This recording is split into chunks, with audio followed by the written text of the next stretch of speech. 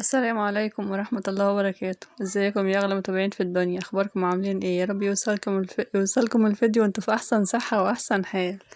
ربنا يسعدكم يا رب زي ما فرحتوني باشتراكاتكم. سعادة ما بعدها شقاء. من كتر فرحتي متلخبطة والله. ربنا يسعدكم يا رب، كل اللي اشترك في القناة وشاهد فيديوهاتي ربنا يبارك فيه ويحفظه يا رب. النهاردة هنعمل فطائر الموز اللي تجنن بصراحة، يعني أحلى وأطعم فطاير عملتها. معانا حبتين موز قطعتهم كده. الفطاير ديت مش محتاجة حشوة، تتاكل كده لوحدها من غير أي حاجة خالص، تنفع في فطار وتنفع في عشاء، مفيش أي مشكلة خالص. هنزل عليهم بالطين. اللهم صل وسلم وبارك عليك يا حبيبي يا رسول الله. هنضربهم في الخلاط، الموز مع البيض.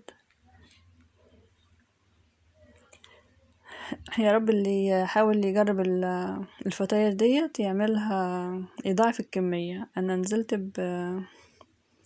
نص معلقة ملح صغيرة، وكمان معلقتين سكر.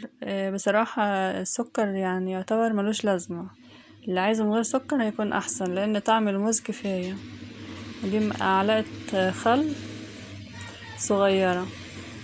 اسفة على صوت الشارع اللي مش عارفة اتحكم فيه، مرة العيال ومرة العربية توك توك، يا ربي مش عارفة اعمل ايه. هنضربهم مع بعض في الخلاط. ناعم كده خالص عشان مش يبقى فيه اي قطع للموز نهائي، عشان ما تبقاش في العجين. فضيناهم زي ما شفتوا كده، وهنزل عليهم ميتين خمسة وعشرين جرام دقيق،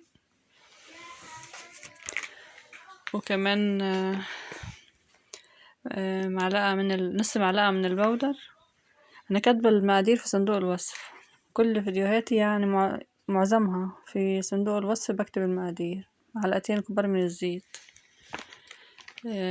المية اللي حطيتها على الموز كوباية زي دي، وثلاث معالق كبار، 225 ملي برضو.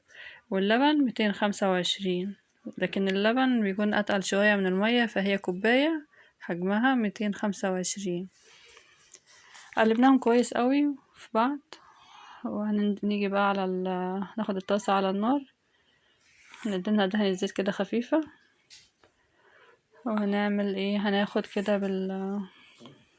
السباتيلا ديت زي ما بتسموها. هننزل بيها كده كبشة واحدة كده في الطاسة، وهنحركها يمين وشمال عشان تعمل ما يبقاش فيه حتة تخينة وحتة رقيقة وكده، لا يبقى كلها متساوية زيها زي بعضها. هنحرك بالراحة كده واحدة واحدة، ما باخدش وقت خالص، عملته في ثواني.